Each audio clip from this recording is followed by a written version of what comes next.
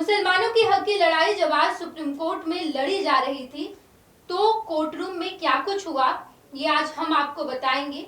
वक्फ कानून जिसको लेकर पूरे देश में अलग अलग हिस्से में प्रदर्शन चल रहा है, पश्चिम बंगाल में प्रदर्शन हो रहा है और जब ये पूरा मामला सुप्रीम कोर्ट पहुंचा तो आज 1 घंटे की बहस में क्या कुछ चर्चा हुई, किस मुद्दे पर बातचीत हुई, सब कुछ हम आपको बताएंगे। हमारे साथ गणेश सम्राट जुड़े हैं। गणेश, आप लगातार सुप्रीम कोर्ट के फैसले पर नजर बनाए हुए थे कि एक अपडेट आपके पास आ रहा था, कब क्या हुआ, किस तरीके से कपिल सिब्बल ने जब सवाल उठाया तो जो सॉलिसिटर जनरल है तुषार मेहता, सरकार की तरफ के जो वकील है, उन्होंने क्या कुछ कहा, आज किस खास मुद्दे पर बातचीत हुई? बिल्कुल नेहा, देखिए लगातार पिछले 2 दिनों से सुनवाई चल रही थी और कल सुनवाई जो अधूरी रह गई थी आज के लिए वो टाल दी गई थी।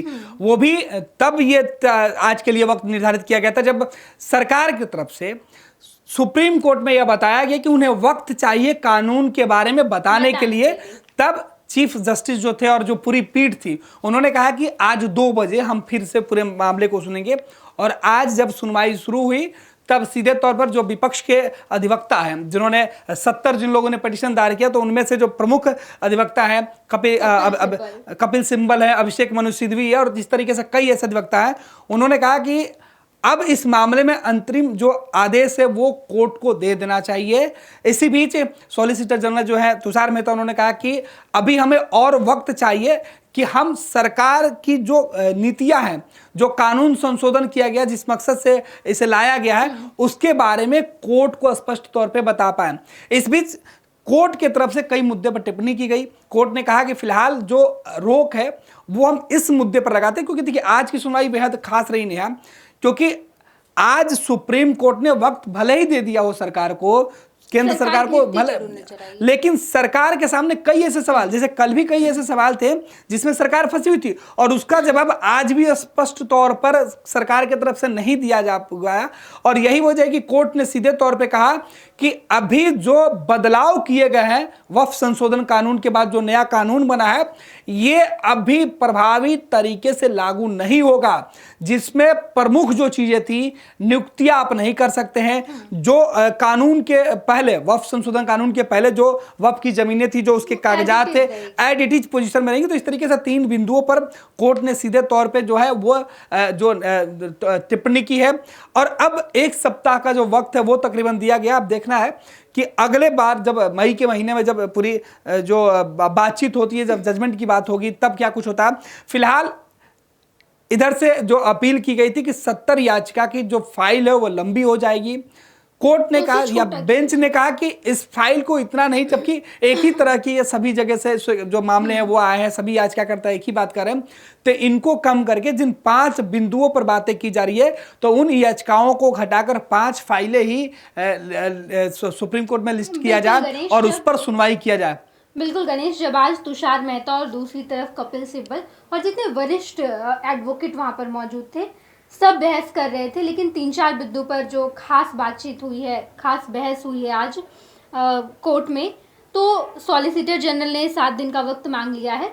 लेकिन जो 3 मुद्दे अब तक जो बरकरार हैं, जिसमें से ये कहा गया कि वक्फ बाय यूजर और वक्फ डीड की चर्चा की गई, जहां पर डीएम को जो पावर देने की बात की गई थी, बिल्कुल शक्तियां देने की बात की गई। ये कहा जा रहा है कि ये गैर संवैधानिक है, ये संविधान में नहीं होना चाहिए कि वक्फ की संपत्ति में अगर कुछ ऐसा विवाद होता है तो वहाँ के जो डीएम हैं, जो कलेक्टर हैं, वही डिसाइड करेंगे, वो जज की भूमिका में नजर आएंगे। ये भी गैर संवैधानिक बताया गया। इसके अलावा वक्फ बाय यूजर का जो मुद्दा है कि 5 साल तक अगर वो मुस्लिम को अगर वो फॉलो कर रहा है, तब वो, हाँ बिल्कुल, तब वो मुसलमान माना जाएगा, तब वो वक्त में अपनी संपत्ति दे सकता है। ये भी गैर संवैधानिक बताया गया। 3-4 अभी मुद्दे ऐसे आए हैं गणेश, जिस पर कल भी चर्चा हुई थी, आज भी चर्चा हुई।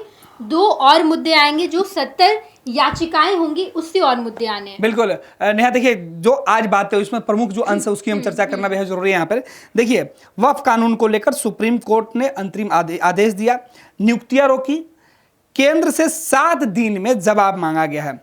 5 मुख्य आपत्तियां जो होंगी उस पर चर्चा होगी और साथ ही साथ इसमें जो प्रमुख बातें कही गई है कि वक्फ बोर्ड पर केंद्र के जवाब तक वक्फ की संपत्ति की स्थिति नहीं बदलेगी। ये हाँ, सबसे बिल्कुल महत्वपूर्ण है। वैसे ही रहेगी। नेहा, जो आप बातें कर रही थी कि जो डीड की बात की जाए, तो वक्फ की जो संपत्ति अब से पहले जो दी गई थी, जिसे लेकर लगातार ये शिकायत की जा रही थी कि किसी भी संपत्ति को अल्लाह की संपत्ति बोल के लोग इसका इस्तेमाल कर रहे थे या दूसरे लोगों को इससे परेशान कर रहे थे, तो अभी तक ये नए कानून आने के बाद कोई संशोधन नहीं होगा। किसी प्रकार से आप उस पर हस्तक्षेप नहीं कर सकते। एड इट इज पोजीशन में वो संपत्ति अभी बरकरार रहेगी। दूसरी बात उन्होंने कही कि कोर्ट से वक्फ घोषित संपत्ति डी नोटिफाई नहीं होगी, वह वक्फ बाय लॉज हो या वक्फ बाय डीड, जिसकी चर्चा आप कर रही थी। मतलब किसी संपत्ति को आप अभी तुरंत उसको लाकर दूसरे न्यायालय में नहीं ले जा सकते हैं या अन्य जगहों पर उसका इस्तेमाल नहीं कर सकते, उसकी डीड की कॉपी की बात नहीं कर सकते हैं, नोटिफाई नहीं कर सकते हैं, जमीन को चिन्हित नहीं कर सकते हैं, उसका पेपर नहीं बनवा सकते हैं। ये बातें कहेगी। तीसरी बातें कहेगी कि वक्फ बोर्ड और केंद्रीय वक्फ परिषद में कोई नई नियुक्ति नहीं होगी। देखिए, सबसे महत्वपूर्ण ये मुद्दा है नेहा, क्योंकि कहा यह जा रहा था कि वक्फ के जो नए कानून लाए गए, इसमें जो मुस्लिम सदस्य होंगे उनकी एंट्री थी। फिलहाल सुप्रीम कोर्ट ने इस पर रोक लगा दिया है। सुप्रीम कोर्ट ने कहा कि बिल्कुल, कल जब बहस हो रही थी तो फिर सीजेआई ने ये कहा भी था कि आप किसी भी अगर धर्म का संस्था होता है, धर्म का ट्रस्ट होता है, तो उसमें आप उस धर्म से संबंधित व्यक्ति को ही डाल सकते हैं। जहाँ पर ये कोट किया गया कि क्या आप किसी हिंदू ट्रस्ट में मुसलमान की एंट्री करवा सकते हैं, क्योंकि आपने वक्फ बोर्ड में हिंदू की जो 1 या 2 गैर मुस्लिम सदस्य हैं उन्हें जो एंट्री करवाने की बात कही गई, इसे भी गैर संवैधानिक बताया गया। ये मुझे लग रहा है कि इस पर सरकार घिरती नजर आई है, और जब ये सीजीआई के द्वारा ये टिप्पणी की गई तो इसका कुछ जवाब नहीं था तुषार मेहता के। बिल्कुल नेहा, देखिए जिस तरीके की बातें की गई और कोर्ट रूम की शुरुआत की स्थिति की चर्चा करें तो आपको बता दें कि वक्फ संशोधन कानून पर जो आज सुनवाई शुरू हुई 1 घंटे तक चली, जिसकी चर्चा आपने पहले ही कर दी है। कोर्ट रूम में केंद्र सरकार ने कानून का जवाब देने के लिए सरकार की तरफ से 7 दिन का वक्त मांगा गया कि भाई सरकार ने जो बातें संसद ने बताई है वो कोर्ट को बताएगी कि फायदे क्या है, कानून बनाने के पीछे की मंशा क्या है। तो तमाम चीजें वो अब तो देखना होगा कि जब अगली सुनवाई जो है वो सरकार के जवाब के बाद याचिकाकर्ता को भी 5 दिन का वक्त दिया जाएगा।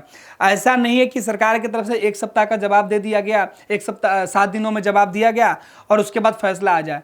इसके बाद 5 दिन और दिए जाएंगे इन 70 याचिकाकर्ताओं को सिमटाकर, जो 5 लोग होंगे या इन सभी 70 लोगों से राय मशवरा लेकर वो 5 दिन तक अलग अलग बिंदुओं पर जिस पर आपत्ति है 5 दिन तक सुनवाई होगी। तो 5 दिन उनको भी मौका दिया गया है। आपको बता दें कि सुप्रीम कोर्ट ने कहा कि कानून के खिलाफ दायर 70 याचिकाओं की जगह 70 की जगह सिर्फ 5 याचिकाएं होंगी और इन 5 याचिका की जो सुनवाई है वो की जाएगी। बिल्कुल, और 5 मई को दोपहर 2 बजे का जो वक्त है वो दिया गया। तो ये सबसे बड़ी बात है कि, और देखिए जिन बिंदुओं पर आपत्ति की गई थी इसमें कहा गया है कि 110 से 120 फाइलें पढ़ना संभव नहीं है, इसलिए फाइलों को छोटा किया जा रहा है।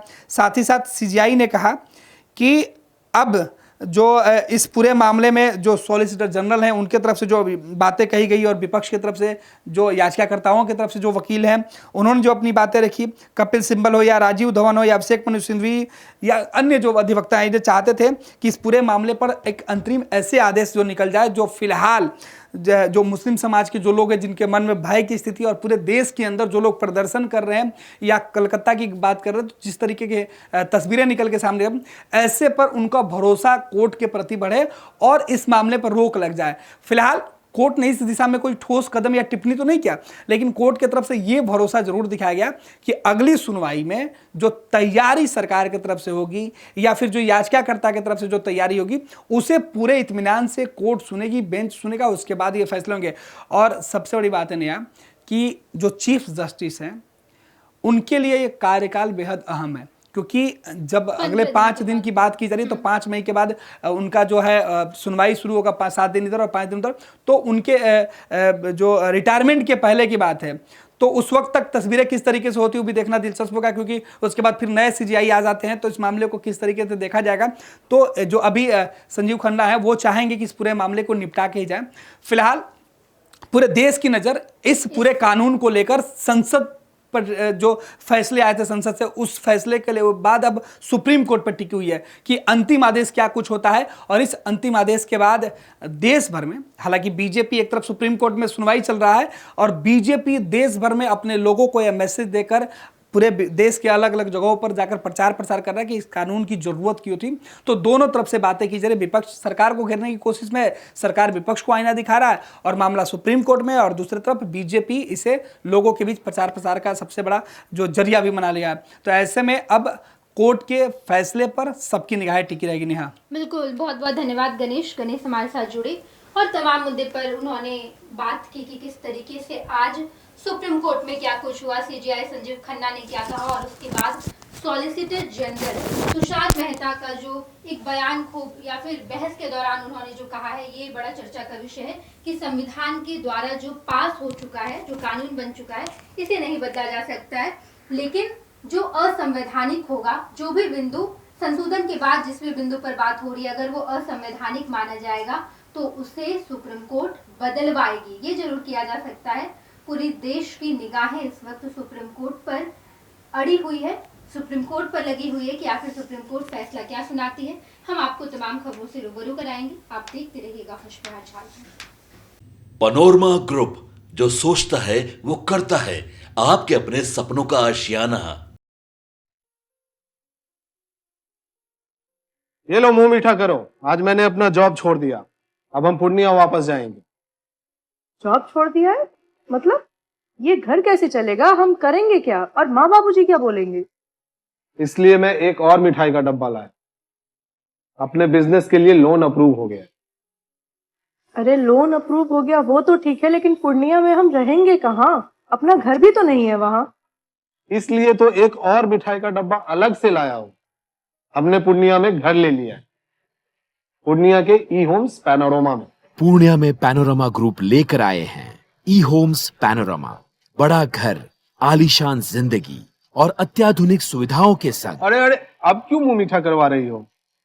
क्योंकि हम घर वापसी जो कर रहे हैं। घर वापसी की खुशी पूर्णिया में ई होम्स पैनोरमा के संग। E Homes Panorama, luxurious lifestyle redefined.